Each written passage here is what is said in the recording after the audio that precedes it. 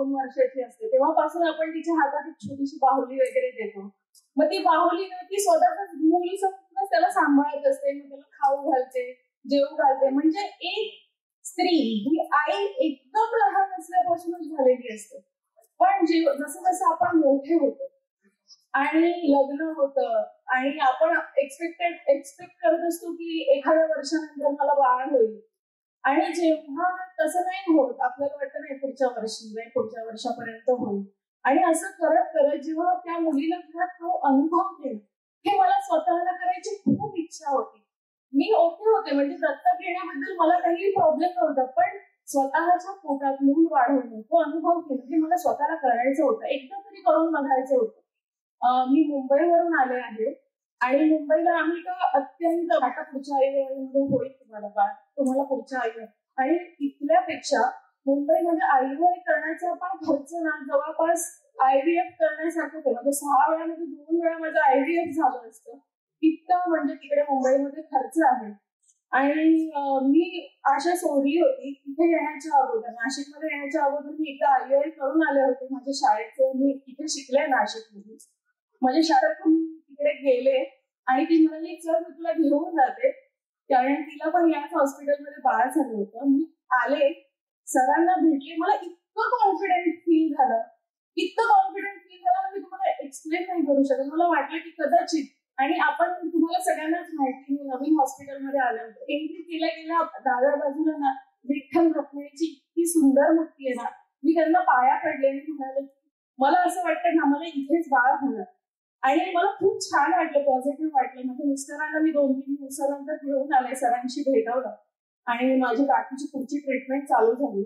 मला बाळ कन्सीव्ह झालं पहिल्याच अटेम्प्टमध्ये. जसं ते म्हणाले ना की 70% तर असं सर म्हणतात तर त्यांना माहिती असेल, पण आम्हाला तरी वाटतं की तुमचा रिझल्ट हा 100% येतो. म्हणजे तुम्ही जर सरांनी सांगितलेली गोष्ट फॉलो केली ना, आणि सर आणि मॅमचं एक मला खूप आवडतं की कुठल्याही बाबतीत चान्स घेत नाही, म्हणजे नाहीच, म्हणजे हे करायचं म्हणजे करायचं. आणि त्यांना तो आपली केस आपल्याला असं वाटत असतं की काय माहिती तर नीट लक्ष देत आहेत की नाही का, किंवा त्यांनी काही नीट काळजी घेतली की नाही, पण ते त्यांच्यापर्यंत प्रत्येक केसच्या मागे 100% देत असतात ना, हे मी तुम्हाला सांगू शकते.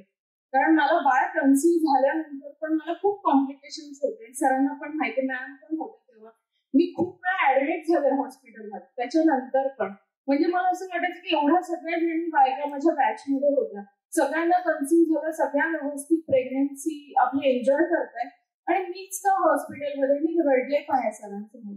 पण त्यांनी माझी इतकी सुंदर काळजी घेतली आणि मला आता 1.5 वर्षाचा खूप छान मुलगा आहे आणि मी सरांची खूप खूप आभारी आहे.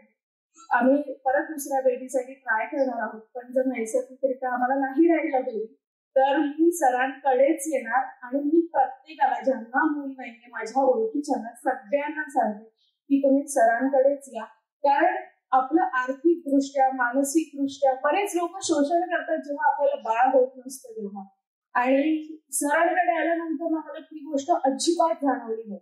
म्हणजे अफोर्डेबल रेट्स मध्ये, असं नाही प्रत्येकाची परिस्थिती असेलच असं नसतं, पण त्यांनी त्या बाबतीत सुद्धा सगळ्यांची काळजी घेतली की अफोर्डेबल रेट्स मध्ये खूप चांगले रिझल्ट तुम्हाला मिळतात.